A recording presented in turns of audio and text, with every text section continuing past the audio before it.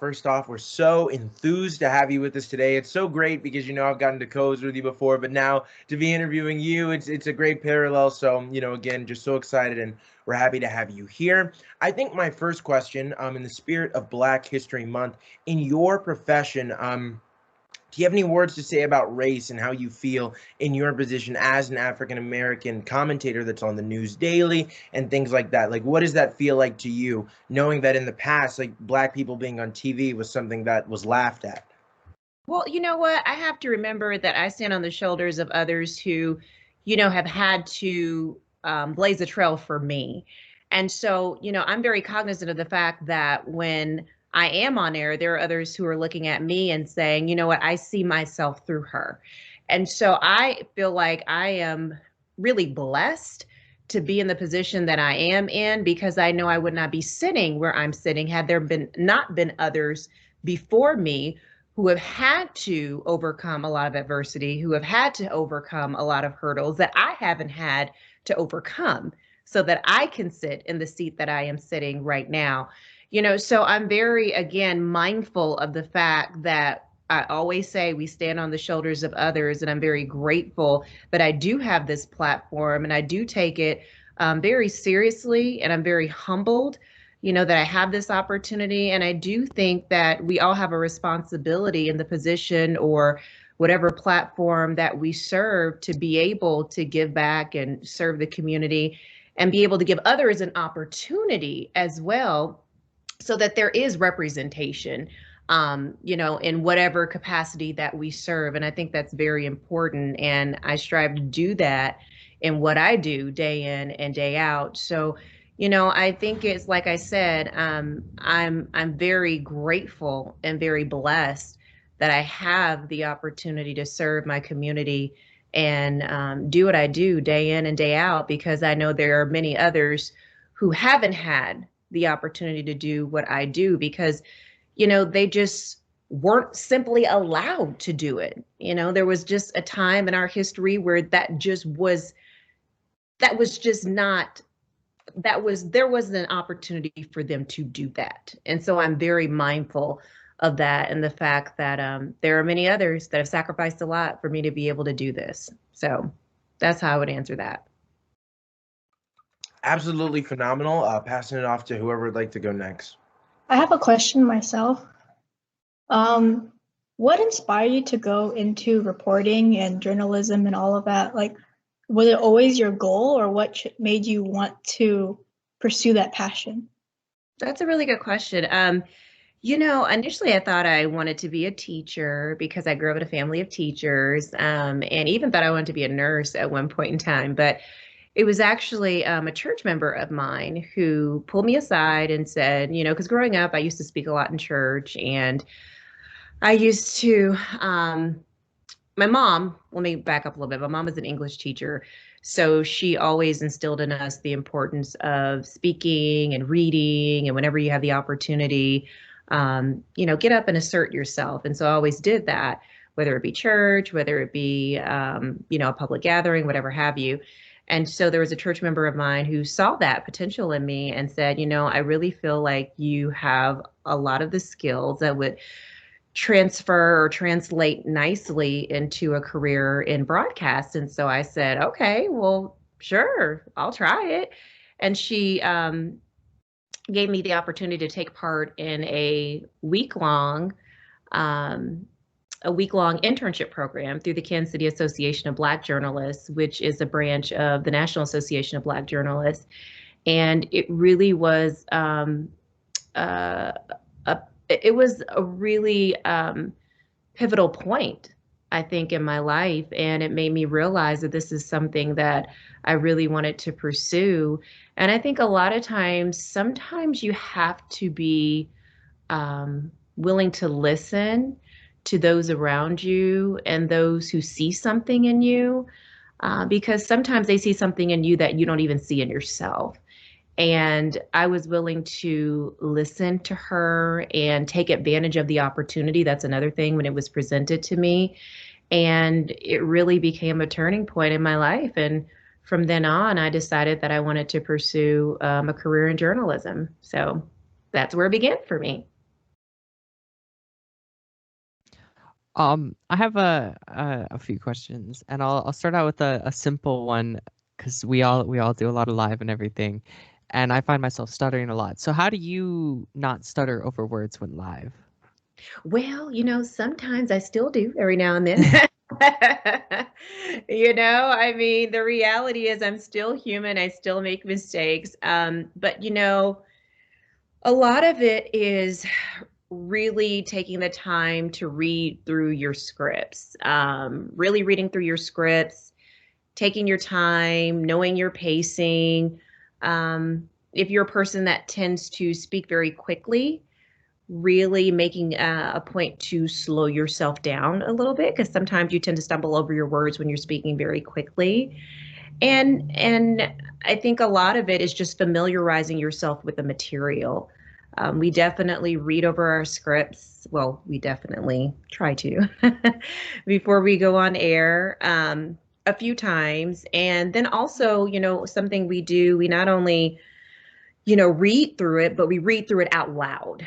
And I think that helps you as well when you're practicing, because how you play is how, or how you practice is how you ultimately end up performing.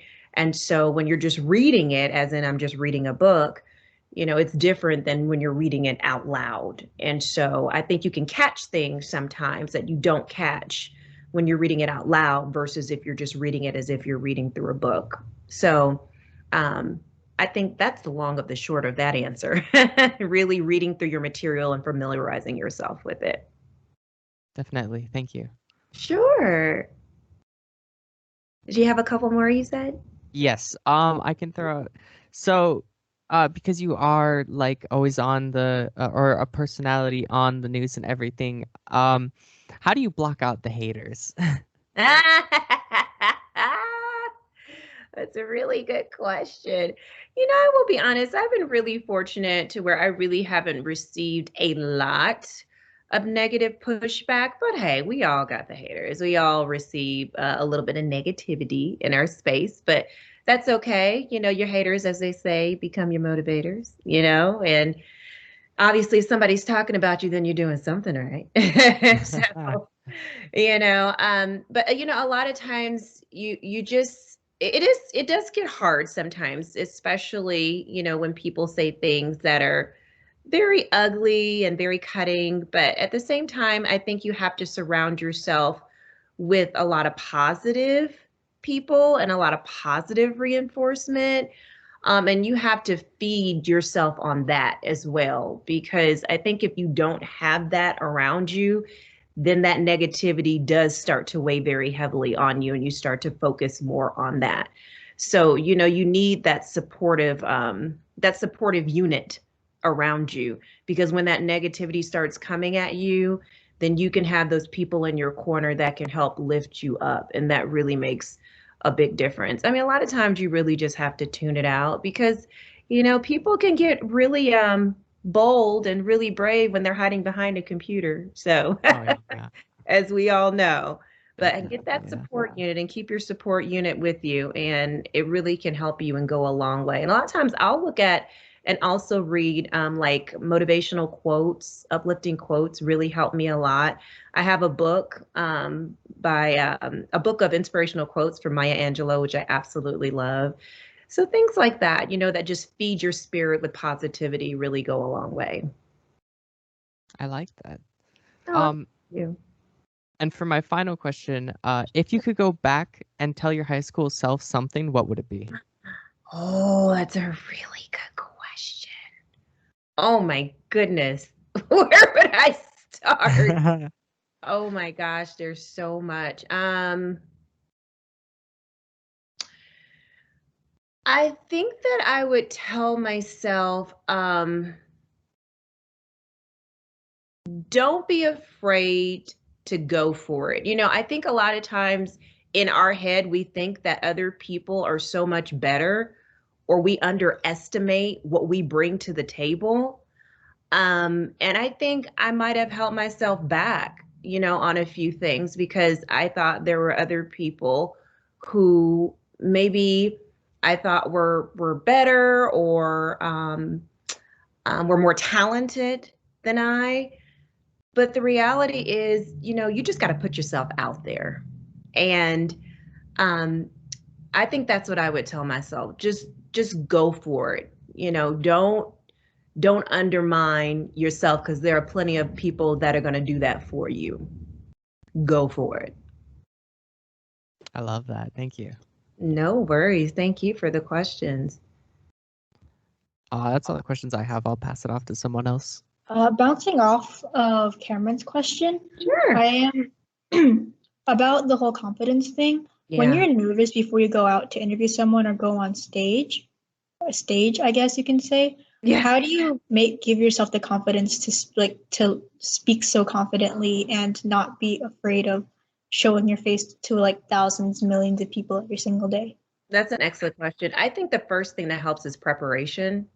Because if you're prepared and you know the information and you know the material and you know what you're going out there to ask, or you know what you need to present, that gives you a sense of confidence. So I think preparation is key. That goes a long way. And a lot of times doing exercises to kind of calm yourself. A lot of times when you're nervous, your breathing intensifies. You have a hard time being able to calm yourself. So there are a lot of things you can do just to calm yourself, your central nervous system. And I do a lot of breathing exercises a lot of times, where you can breathe in, hold it for about 5 seconds, and then slowly breathe out. Those breathing exercises really help you. They help to center you.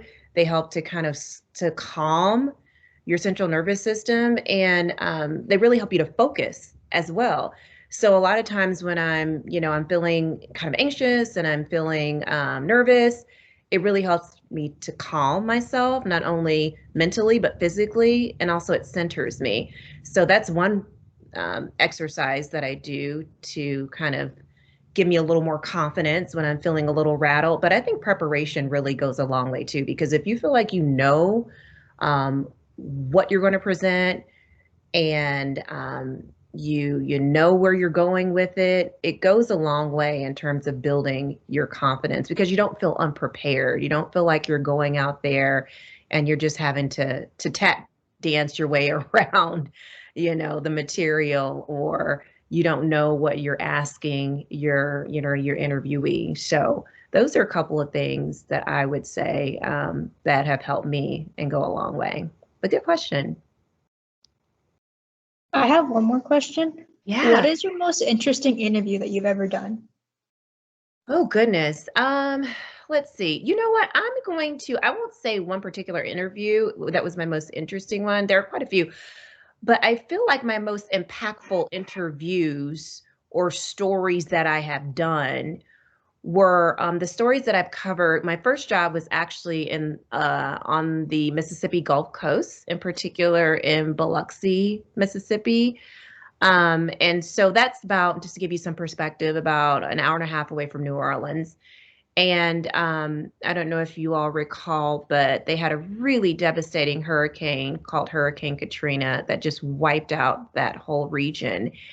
And I got there exactly 1 year after the hurricane in 2006. And honestly, you all, it looked like someone had dropped a bomb on like the Gulf Coast. And like, for instance, just to give you some perspective, okay, like the main thoroughfare along the coast, on one side you have the Gulf of Mexico, which is just a body of water, and then on the other side you have land, you have the city. And you look to the left, there's a body of water. When you look to the right, where there used to be homes, there were slabs. I mean, you look for miles and there were just broken trees, and just the buildings were leveled. I mean, it was devastating. People lost everything they owned. I remember I had coworkers who obviously I didn't know until I got there, but had nothing but the clothes they had on their back when they were riding out the storm, as they say. I mean, they were on their roofs riding out the storm. I mean, the tide got as high, or the water got as high as 15 feet. So imagine being on the top of your roof and, having to be rescued. But I mean, you all saw the images. So anyway, but some of the best stories I think I ever did were the recovery stories, and how I was able to go in and do stories about people from all over the world coming and helping these people rebuild their lives. I mean, they were literally helping them to rebuild their lives. These people had nothing. And, you know, when you go through something like that, unfortunately, in some cases, and I don't mean to speak disparagingly of insurance companies, but sometimes, I mean, some were having a hard time going back and forth with the insurance companies and getting them to give them the money to be able to rebuild their homes. So, you know, a lot of them just didn't have the resources to build back. And this tends to be an area that's kind of economically disadvantaged as well. It's one of the poorer states in the country. So a lot of people just didn't have the means to be able to get back on their feet. And I mean, literally people from all over the world would come in and spend the night in churches, sometimes stay for weeks. I mean, in the middle of summer, y'all, and Mississippi has like 100% humidity. So it's hot, okay?